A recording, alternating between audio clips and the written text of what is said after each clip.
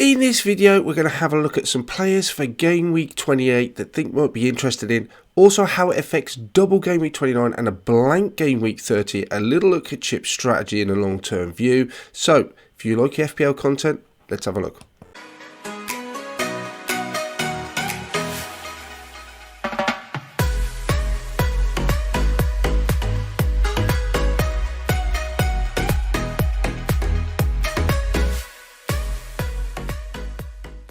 Hi FPL managers, welcome to FPL Team Talks. Thank you for joining us for another video. In this one we're going to have a look at some players for double Game Week 28. 29 is also a double, but we have to be aware that Game Week 30 is going to be a big blank game week depending on those FA Cup fixtures. So we'll have a look at the ramifications for those. We'll have a look at a little bit at chip strategy, how some of these players we're going to be targeting could be used to offset the balance in Game Week 30, perhaps avoid using a chip if that's your strategy. We're going to all that good stuff, so remember, hit the like button, click subscribe. We've got wildcard videos coming out later on in the week updating what we already know and the previous wildcard we've done. Let's jump into it, guys. Game Week 28 then, this is a watch list. This will involve looking at players for Game Week 28, but not just 28, 29, 30 is going to be crucial as well in your transfer plans for those. Fixtures up on the screen, we've got three teams doubling up. Southampton, Newcastle, so three games. Southampton, Newcastle, Wolves, Watford, Leeds and Villa.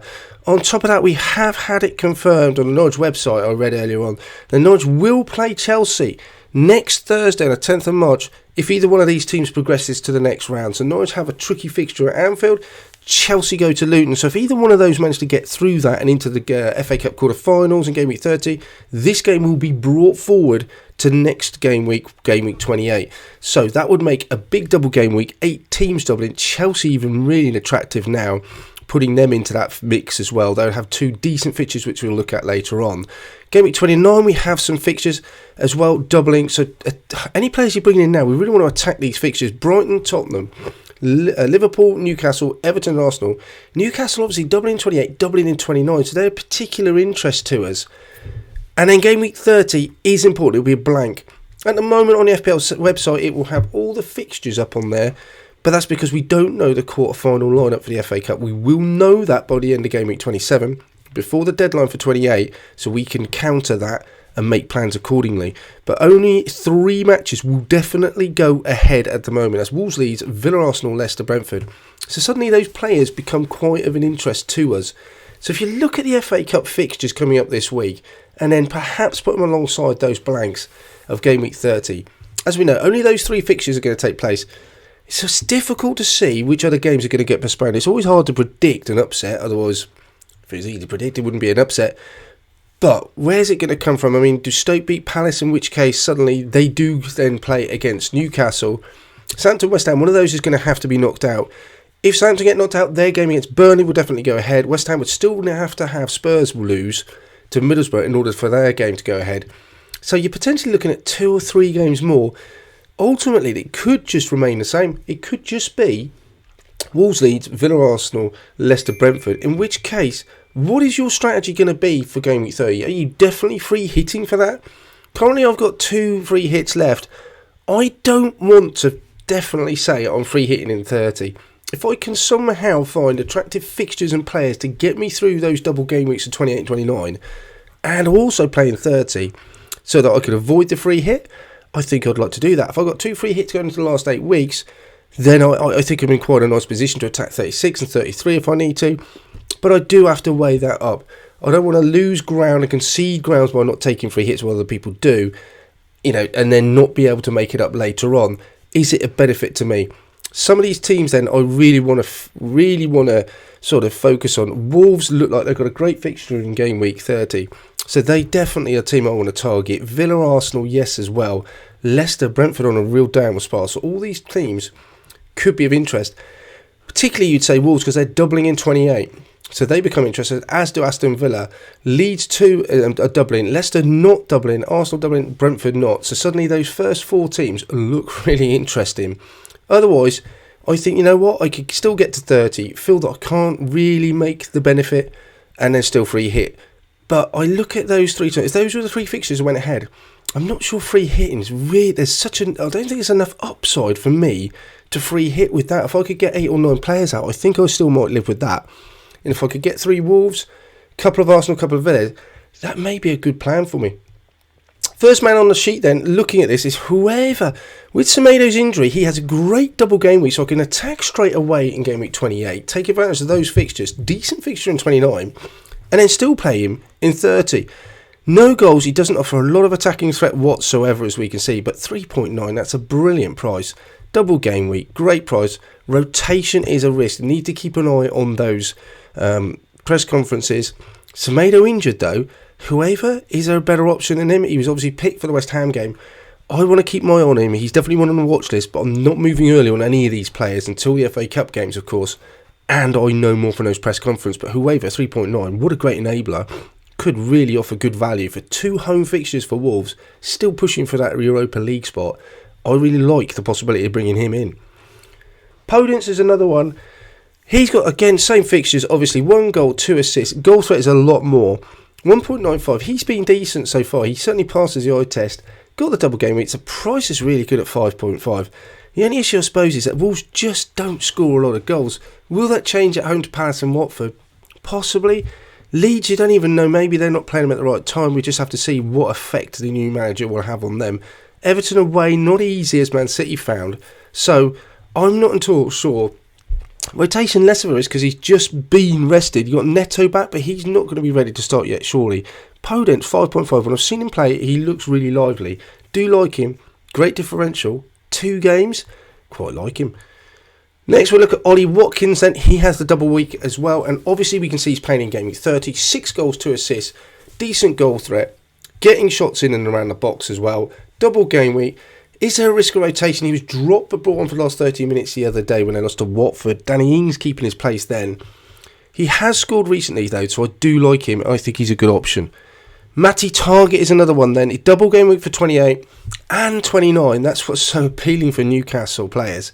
I wouldn't necessarily, I think, at this moment in time be targeting Newcastle defenders, but when they've got 4 games to compared to some other teams only 2, I think, I've got to put him in there. What I don't like at the moment is he doesn't play in 30, but if Palace get knocked out, suddenly he becomes a great option. 1 goal, 2 assists, decent goal threat for a fullback, does concede goals, but recently Newcastle have tightened up and improved a great deal. So double game week, absolutely nailed, like him. Let Chelsea then, let's have a look at them. Now we know they are suddenly doubling in game week 28. Should they get through, or Norwich get through their FA Cup tie, you'd have to say it's a high possibility. If they do, they just have some great fixtures. Rudiger, absolutely nailed. Away at Burnley and away in Norwich, I think he's great fixtures. Newcastle's good as well.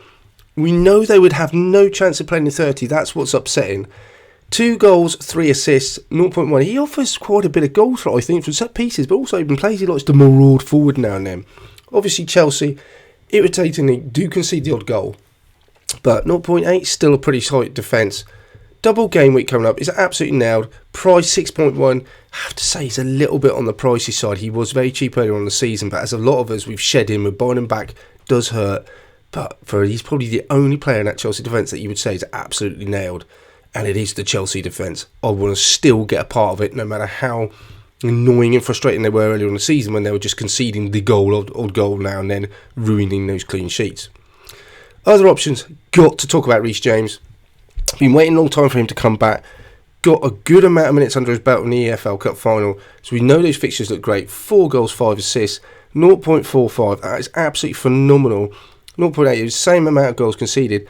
For 0.1 higher than Rudiger, I don't think we're quite getting the same sort of nailed onness that we would with Rudiger.